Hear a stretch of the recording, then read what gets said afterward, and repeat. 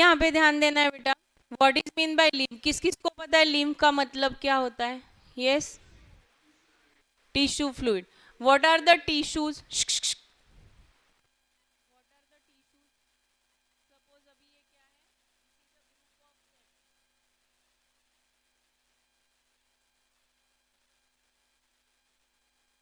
ये क्या है? ग्रुप ऑफ सेल, ठीक है, इसको बोलेंगे हम, इसको क्या बोलेंगे हम? टिश्यूज। अभी ये टिश्यूज को जो अभी हमने बोला कि सारे ब्लड में जो न्यूट्रिएंट है, ऑक्सीजन है, या इसमें जो वेस्ट प्रोडक्ट बने हुए हैं, सबकी ज़रूरत है, मतलब वेस्ट को बाहर करने की भी ज़रूरत है, और ऑक्सीजन है वो न्यूट्रिएंट और उसको एब्जॉर्ब करने की भी ज़रूरत है, क्योंकि इनको भी क्या चाहिए है? एनर्जी चाहिए, या CO2 है या कुछ वेस्ट प्रोडक्ट बने हुए हैं वो बाहर करने हैं थ्रू द ब्लड। ठीक है, तो यहाँ पे हम देखो दो इससे इसको पढ़ने की कोशिश करेंगे। अभी ना बेटा क्या होता है, अभी आपने बोला कि आर्टरी से ब्लड कहाँ पे आ रहा है? आर्टरी से ब्लड कहाँ पे आ रहा है? बॉडी में आ रहा है, देखा ना हमने वो वाला, आर्टरी से ब्लड बॉडी में आ रहा है। तो ये सपोज एक आर्टरी है, ये क्या है? एक आर्टरी है। तो आर्टरी में आर्टरी के छोटे छोटे ट्यूब्स बन गए, और सबसे छोटे ट्यूब्स को हम क्या बोलते हैं? कैपिलरीज। क्या बोलते हैं सबसे छोटे ट्यूब्स को? कैपिलरीज। इस लेवल में अभी कौन से ब्लड वेसल के थ्रू ये न्यूट्रिएंट और ब्लड जाएंगे बेटा? कैपिलरीज। तो हम यहाँ पे कैपिलरीज बनाने की कोशिश करते हैं। ठीक है, ऐसे हमने क्या बनाया बेटा?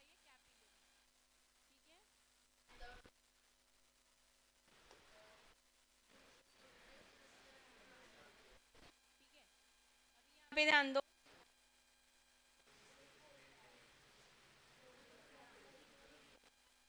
यहाँ पे ध्यान देना है। अभी ये क्या है बेटा? वेन। ये क्या है?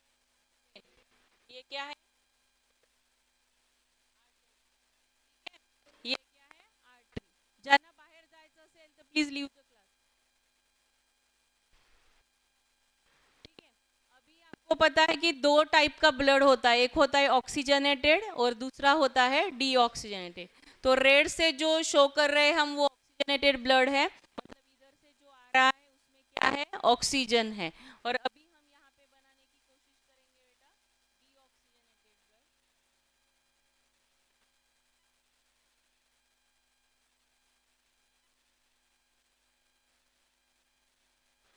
ठीक है, अभी क्या हो गया? कैपिलरीज है ये क्या है बेटा? कैपिलरीज, मतलब एट द सेल लेवल में क्या हो रहा है? ऑक्सीजन, न्यूट्रिएंट सेल को जा रहे हैं, वाइल सेल से क्या हो रहा है? जो CO2 है या जो वेस्ट है वो कहाँ पे आ रहा है? कैपिलरीज में आ रहा है। कैपिलरीज को ना बेटा छोटे छोटे पोर्स होते हैं, कैपिलरी को क्या होते हैं? छोटे छोटे पोर्स होते हैं। तो उनसे ब्लड प्रेशर की वजह से, क्योंकि आर्टरी के जो कैपिलरीज है ऑब्वियसली पूरे आर्टरी में ही क्या होता है? ब्लड प्रेशर ज़्यादा होता है। तो जब ये प्रेशर से इसमें आएगा ब्लड तो क्या होगा? बाय दिस प्रेशर कुछ सब्सटेंस क्या होते हैं? बाहर आते हैं। किससे? कैपिलरीज के। कैपिलरीज के जो सब्सटेंस बाहर आते हैं उसमें बेसिकली होता है plasma, protein and blood cells without RBC. RBC इसमें नहीं होता। ठीक है, मतलब क्या है? न्यूट्रिएंट्स भी आ सकते हैं, कुछ ब्लड में होते हैं ना न्यूट्रिएंट्स, बस क्या नहीं आता ये ध्यान में रखना है, क्योंकि कैपिलरी के जो पोर्स है ना बेटा वो बहुत छोटे हैं, और आरबीसी का साइज जो होता है ना वो बड़ा रहता है, इसलिए आरबीसी का सेल उन पोर्स से बाहर नहीं आता। अपने ब्लड का कलर रेड क्यों है? क्योंकि उसमें आरबीसी में क्या है बेटा? हीमोग्लोबिन है। तो अगर बाहर क्या आया है? प्लाज्मा आया है, प्रोटीएंट आए हैं, वाटर भी होता है, अमीनो एसिड आएंगे, हाँ प्रोटीन है तो। ठीक है, तो ये वाला कैसे हो गया बेटा? लीम का कलर कैसे होगा? कलरलेस। ठीक है, तो अभी मैं इससे बनाने की इसको कोशिश करती हूँ। अभी क्या हो गया? अभी ये जो ग्रीन ग्रीन बना रही हूँ ना, डिफिकल्ट है बेटा बोर्ड पे ये बताना, तो भी मैं बताने की कोशिश कर रही हूँ आपको। ये जो ग्रीन ग्रीन है ना, ये क्या हो गया? ब्लड वेसल से बाहर आ गया कैपिलरीज के, इसलिए इसको क्या कहते हैं? टिश्यू फ्लूइड, क्योंकि ये किस में जमा हो गया? गया, अभी टिश्यू में जमा हो गया। मैंने आपको कल बोला था अपना ब्लड किस में होता है बेटा, क्लोज सिस्टम में होता है, कभी ओपन स्पेस में होता है क्या ब्लड? नहीं होता। तो इसमें प्रेशर के कारण कैपिलरीज से क्या हो गया, आरबीसी को छोड़ के वो ब्लड बाहर आ गया। इसका कलर रेड नहीं है, ये कौन से कलर का है? कलरलेस, आरबीसी नहीं है। तो ये एसर्शन में वगैरह आपको आ सकता है कि लिम्फ में आरबीसी होते हैं नहीं होते, इस टाइप का। तो लिम्फ में कलरलेस।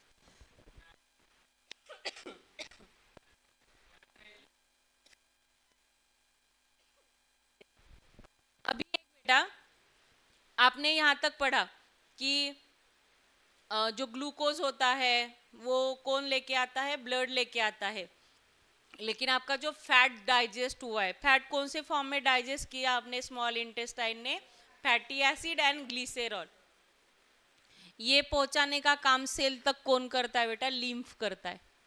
कौन करता है? लिम्फ करता है। मतलब लिम्फ में ये जो लीक हो गया ना, आजू बाजू हो गया ना, तो उससे क्या होगा, वो सेल क्या एब्जॉर्ब करेगा बेटा? ब्लड में जो फैट था वो क्या करेगा? एब्जॉर्ब करेगा। आ रहा है समझ में? अभी अच्छा है कि बुरा है? ऑब्वियसली अच्छा नहीं है, क्योंकि अपने कोई भी टिश्यू में अगर इस टाइप का लिक्विड स्टोर है तो वो क्या होगा, वहां पे स्वेलिंग आ सकता है। मेरे इस हैंड का अगर लिम्फेटिक सिस्टम खराब है तो मेरा ये हैंड इससे थोड़ा सा ये थिक लगने लगेगा, क्योंकि वो लिम्फ क्या होते जा रहा है, यहाँ पे स्टोर होते जा रहा है। सूजन दिखेगी बाहर से, धीरे धीरे वो टिश्यू फूल जाएंगे, प्रेशर क्रिएट होगा उसमें, है ना? मुझे तकलीफ होगी, दर्द होगा, क्योंकि ये जो लिम्फ है ये फिर से ब्लड स्ट्रीम में जाने की जरूरत है। ठीक है, अभी लीक तो हो गया, फिर नेचर ने क्या किया है, ऐसी एक सिस्टम डेवलप की जो उस लिम्फ को फिर से कहां तक लेके जाए? ब्लड स्ट्रीम तक लेके जाए। तो जैसे जितने अपने ब्लड वेसल होते हैं ना बेटा, उतने ही अपने शरीर में क्या है? लिम्फेटिक वेसल्स भी होते हैं। आपने कभी नोटिस किया कि, ध्यान दो, कभी आप जब बीमार गिरते हो तो आपका ये वाला रीजन वगैरह ना थोड़ा फूल जाता है। डॉक्टर्स जो होते हैं यहाँ पे हाथ लगा दे, आपके टॉन्सिल्स बढ़ जाते हैं। तो टॉन्सिल्स वगैरह ये क्या है बेटा? They are lymphatic nodes. क्या है वो? Lymphatic nodes. मतलब वो चेक पॉइंट है, जब भी इन्फेक्शन होगा ना तो वो उसके थ्रू पास होगा। तो जब ये सूजन रहेगी मतलब आपको इन्फेक्शन है। ठीक है, तो लिम्फेटिक वेसल क्या करता है बेटा? लिम्फ को जमा करता है। मतलब अभी यहाँ पे आपने देखो, मैंने ऑक्सीजनेटेड निकाला, डीऑक्सीजनेटेड निकाला, यहाँ पे अभी बोर्ड पे दिखाई नहीं दे रहा है, मैं एक और इंक से इसको बनाने की कोशिश करती हूँ। तो यहाँ पे ना बेटा दूसरे सिस्टम भी काम करेंगे, जिसका नाम क्या है बेटा? जिसका नाम क्या है? Lymphatic vessel. ये एक वेसल तैयार करेंगे और ये वेसल कहाँ पे कनेक्ट होगा बेटा? वेन को कनेक्ट होगा। मतलब ये वाला लिम्फ सब लेके जाने का काम कौन कर रहा है? Lymphatic system. Lymphatic system lymph लेके जा रहा है। लिम्फ मतलब क्या है? जिसमें प्लाज्मा है, प्रोटीन है, न्यूट्रिएंट है, फैट है। फैट एब्जॉर्ब कर लिए इसने, लेकिन बाकी का जो प्लाज्मा है, बाकी का जो अमाइनो एसिड है, बाकी का जो वाटर है, अगर वो वहीं पे गिरा रहा तो मैंने बताया वैसे उसमें क्या होगा? स्वेलिंग आएगा, सूजन आएगी। तो लिम्फेटिक कैपिलरी, जैसे ब्लड कैपिलरी होता है ना बेटा, वैसे लिम्फेटिक कैपिलरी होता है। तो लिम्फेटिक कैपिलरी मतलब वन सेल थिक वाला, छोटा छोटा। वो लिम्फेटिक कैपिलरीज क्या करेगा? लिम्फ को कलेक्ट करेगा। लिम्फ कैपिलरीज क्या, लिम्फेटिक कैपिलरीज क्या करेंगे? वेसल को कनेक्ट होंगे, मतलब छोटा पाइप, बड़ा पाइप, और बड़ा मतलब वो वेन तक लेके जाएंगे। आर्टरी में क्यों नहीं छोड़ा कि ये लिम्फ? वेन में क्यों छोड़ा है? क्योंकि ऐसे हो सकता है, हाँ, डीऑक्सीजनेटेड है, इसमें वेस्ट प्रोडक्ट है, हो सकता है ये ब्लड कैसा है, थोड़ा सा बैक्टीरिया वगैरह है उसमें। तो जब ये लिम्फेटिक वेसल से जाता है ना बेटा, तो डब्ल्यूबीसी क्या करते हैं? उसको चेक करते हैं। मतलब मैंने जो वर्ड यूज किया, लिम्फेटिक नोड्स, तो लिम्फेटिक नोड्स पे क्या रहते हैं? डब्ल्यूबीसीज रहते हैं। अगर उस लिम्फ में कोई बैक्टीरिया वगैरह है तो वही वो क्या करेंगे? उसको लिम्फेटिक नोड में किल कर लेंगे। और बाद में वो लिम्फ जो है वो किसको जोड़ा जाएगा? वेन को। और आपको पता है वेन कहाँ पे पहुंचता है? अपने कहाँ पे पहुंचता है? राइट एट्रियम में। मतलब वो फिर से क्या होगा? ऑक्सीजनेटेड होगा और फिर से फिर बॉडी के तरफ आएगा। आ रहा है समझ में? लिम्फ में बहुत छोटा पैराग्राफ आपको दिया हुआ है, लेकिन लिम्फ क्या है ये बहुत सारे बच्चों को नहीं समझ में आता, इसलिए मैंने आपको ये बताया।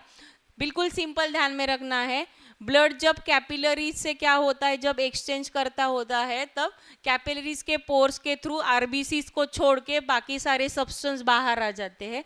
उसी जो बाहर आए हुए सब्सटेंस है, लिक्विड होता है वो, उसको हम क्या कहते हैं? लिम्फ कहते हैं। ठीक है, लिम्फ का क्या काम है? लिम्फ का काम है फैट को क्या करना, ट्रांसफर करना टू द सेल्स। और क्या काम है लिम्फ का? लिम्फ क्या करता है? और यस, बता सकता है कोई क्या करता है लिम्फ?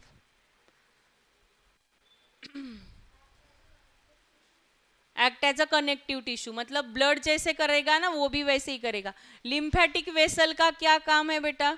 कि जो लिम्फ है वो ड्रेन आउट करना, पूरा खींच लेना। जैसे वाइप आउट करते हैं ना किचन के काउंटर को, कुछ गिर गया तो, वैसे ही लिम्फ को ड्रेन आउट करना, और ड्रेन करके उस लिम्फ को कहाँ तक लेके जाना?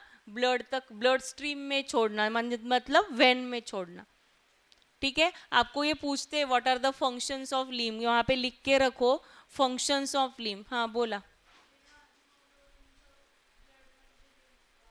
बिना हीमोग्लोबिनचं ब्लड पेक्षा जब ब्लड वेसल में बहता है वो, तो वो ब्लड ही रहेगा। जब कैपिलरीज के बाहर आता है टिश्यूज में, तो उसको लिम्फ कहते हैं। Functions of lymph, what are the functions of lymph?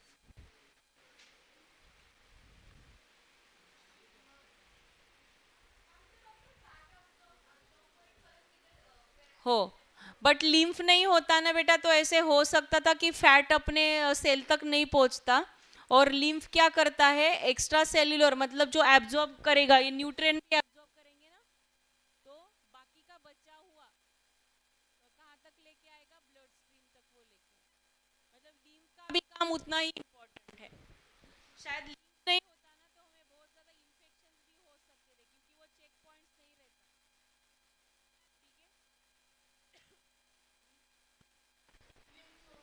Lymph nodes किंवा लिम्फच नसतं तर मग काहीच नसतं ना, कॅपिलरीज नसत्या, लिम्फचे वेसल नसते।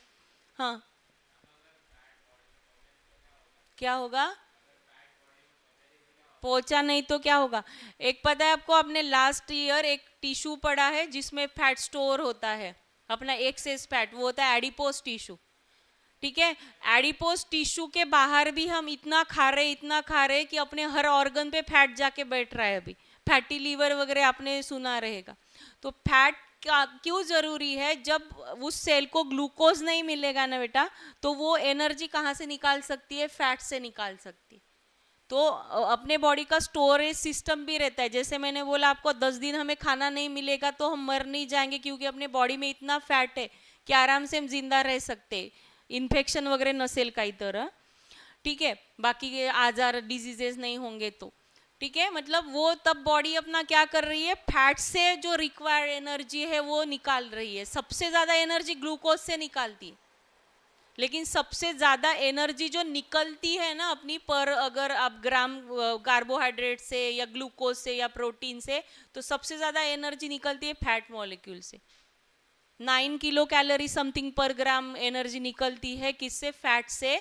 और कार्बोहाइड्रेट के से निकलती है ओनली 4 ग्राम, प्रोटीन से भी निकलती है 4 ग्राम। फैट से कितना निकल रहा है बेटा? डबल निकल रहा है, 9 ग्राम। लेकिन अगर तुम ग्लूकोज दे रहे हो ना बॉडी को, तो वो फैट से एनर्जी नहीं निकालेगा, फैट स्टोर ही होता जाएगा। ठीक है, तो अगर फैट को आपको बर्न करना है, फैट को हटाना है, तो ग्लूकोज का इंटेक, मतलब ये कम करना, कार्ब्स कम करना पड़ेगा।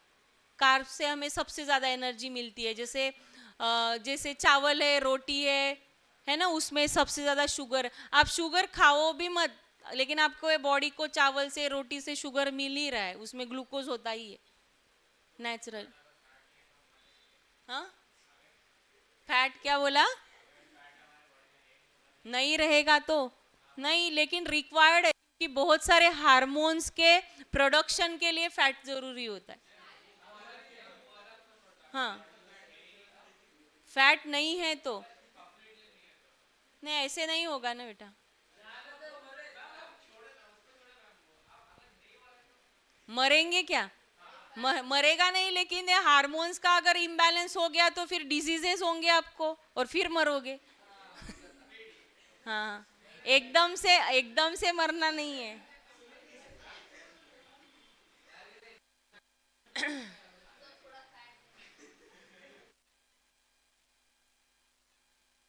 Red on functions of lymph के फंक्शन लिखो। Lymph carries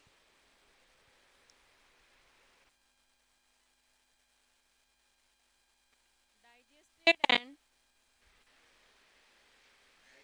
digested and absorb fat from intestine from intestine and and drains drains drains excess fluid excess fluid fluid from extra cellular space extracellular space back back into the blood stream।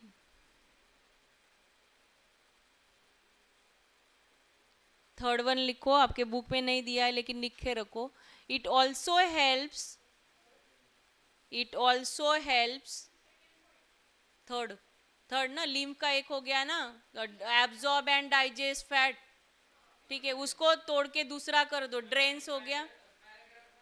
हाँ ठीक है, अभी दूसरा तीसरा जो भी number है वो दो हो गए, मैंने फंक्शन बताए। पेपर में हमेशा याद रखो बेटा, फंक्शन वगैरह नंबर डाल के लिखो। Then write down third one. It also helps in our immune immune system। ठीक है, इम्यून सिस्टम में कैसे करेगा वो, बैक्टीरिया वगैरह है तो लिम्फ अगर नहीं होता तो शायद हमें ज़्यादा इन्फेक्शंस हो सकते थे। WBC का चेक पॉइंट जो होता है वो लिम्फ नोड होता है। ठीक है, अगर ब्लड में कुछ इन्फेक्शंस है, ब्लड में कुछ बैक्टीरिया वगैरह है तो। ठीक है, red on now transportation in plants.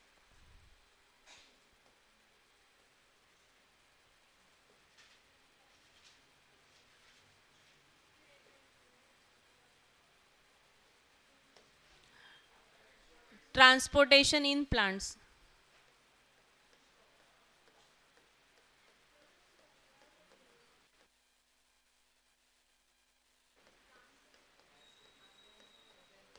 चलो।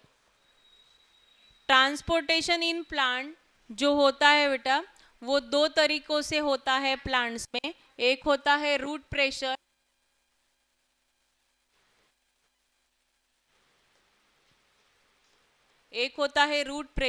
और दूसरा होता है ट्रांसपिरेशन पुल।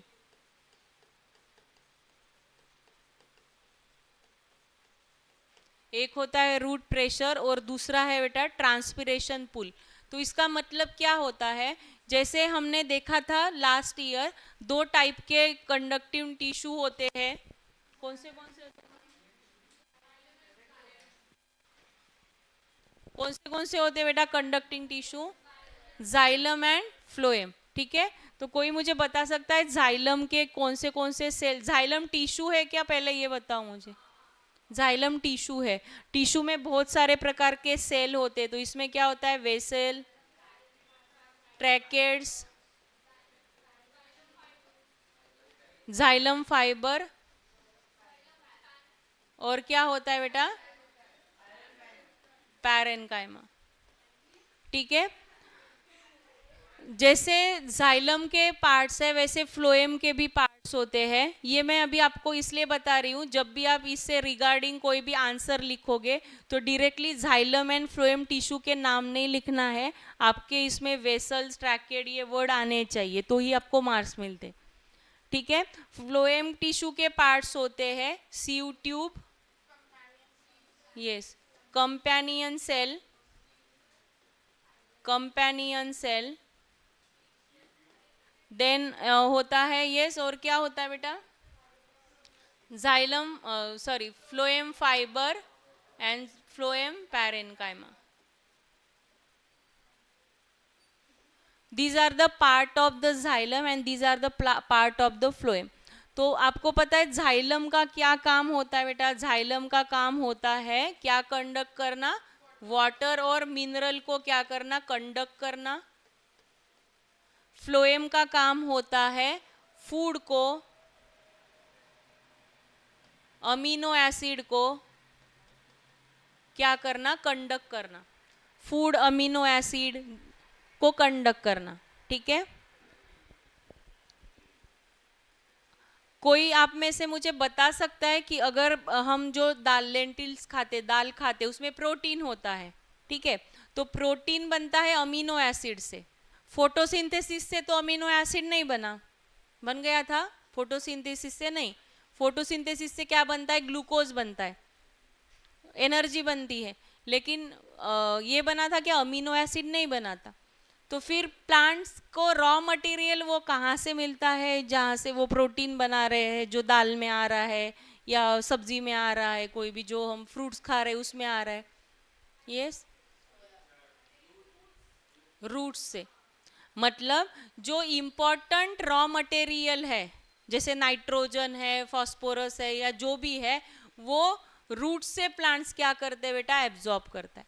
मतलब सारी उनकी रिक्वायरमेंट फोटोसिंथेसिस से ही हो रही है क्या? नहीं. मतलब रूट का एक मेन काम है. रूट क्या करता है? वाटर तो एब्जॉर्ब कर ही रहा है, लेकिन न्यूट्रिएंट्स को भी क्या करता है? वो एब्जॉर्ब करता है, मिनरल्स लेता है. ठीक है. तो उसको ट्रांसपोर्ट करने का काम कौन कर रहा है बेटा? फ्लोएम कर रहा है. और जाइलम क्या कर रहा है? वाटर और मिनरल को क्या कर रहा है? ट्रांसपोर्ट कर रहा है. आपको एक और इसमें एक बात बताना है कि जाइलम का जो फ्लो रहता है दैट इज यूनिडायरेक्शनल. जाइलम का जो फ्लो रहेगा वो कैसे रहता है? Unidirectional flow. मतलब जाइलम से, रूट से पानी हमेशा कहाँ जाएगा? ऊपर की तरफ जाएगा. फ्लोएम का जो फ्लो रहेगा वो कैसे रहता है बेटा? Bidirectional. बाय डायरेक्शनल मतलब अपवर्ड एंड डाउनवर्ड दोनों मूवमेंट रहेंगे. और इसमें कौन सा मूवमेंट रहेगा बेटा? Only upward movement. नीचे पानी नहीं आएगा. कहाँ जाएगा? ऊपर, रूट से ऊपर, नीचे नहीं आएगा. और जो फूड है, फूड कौन बनाता है प्लांट्स में? लीव्स. तो लीव्स रूट्स पे नहीं होते या स्टेम पे नहीं है, उनको भी खाना चाहिए. और रूट्स ने एब्जॉर्ब किए हुए न्यूट्रिएंट किसको चाहिए? लीव्स को चाहिए. तो ये जो आना जाना है रॉ मटेरियल का, ये करने के लिए प्लांट्स में भी क्या होता है बेटा? ट्रांसपोर्ट सिस्टम होता है. तो उसमें बेसिकली इतने उसके एनर्जी रिक्वायरमेंट नहीं है, इसलिए उसको हार्ट नहीं है या चेम्बर्स नहीं है, ऑक्सीजनेटेड, डीऑक्सीजनेटेड. ठीक है. उसको क्या है? ओनली दो टिश्यूज है, एक जाइलम टिश्यू और एक फ्लोएम टिश्यू, जिसको क्या कहते हैं बेटा? वास्क्यूलर बंडल कहते हैं या वास्क्यूलर टिश्यू. अगर आप कट लोगे ना कोई भी लीफ का और इसका, तो xylem and phloem can be clearly seen, जो साथ साथ में ऐसे बाजू में काम करते. अगर आप स्टेम का कट लोगे कोई भी इसके, तो आपको जाइलम एंड फ्लोएम बीच में दिखेगा ऐसे एक साथ. ऐसे उसका मतलब समझ में आता है कि ये जाइलम और ये फ्लोएम है. उसके स्ट्रक्चर से वो समझ में आता है, क्योंकि इनका भी शेप है हर एक का, वेसल्स का, ट्रैकेड का, सीयू ट्यूब का, कंपेनियन सेल का. ठीक है. इसमें जाइलम फाइबर और पैरेन्काइमा के रोल की आपको जरूरत नहीं है. लेकिन जब भी आप जाइलम के बारे में लिखेंगे, जब वाटर कैसे ट्रांसपोर्ट होता है, अभी मैंने बोला आपको वाटर कैसे ट्रांसपोर्ट हो रहा है बेटा? रूट प्रेशर से. और कैसे हो रहा है? ट्रांसपिरेशन पुल से. यहाँ पे जाइलम का हमें मदद लगने वाला है. तो आपके कौन से वर्ड आने चाहिए उसमें? जाइलम के वेसल्स, और क्या आना चाहिए? ट्रैकेड. जब हम फूड की बात करेंगे तो कौन से सेल के नाम आने चाहिए? फ्लोएम का सीयू ट्यूब और एडजेसेंट कंपेनियन सेल. हम बस ओनली जाइलम टिश्यू लिखते हैं, फ्लोएम टिश्यू लिखते हैं, और ये नाम हम नहीं लिखेंगे ना तो अपने मार्क्स आराम से चले जाएंगे, आधा एक करके हर एक क्वेश्चन में, ऐसे तो फिर कम कम ही होते जाते हैं। तो बेसिक लिखना क्या है ये थोड़ा समझने की कोशिश करो, ठीक है? आ रहा है इतना समझ में? इसके बारे में हम बाद में बात करते हैं, what is transpiration, what is root pressure.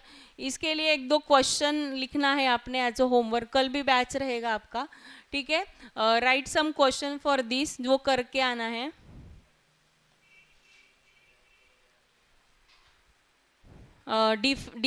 Definition लिखो, डिफाइन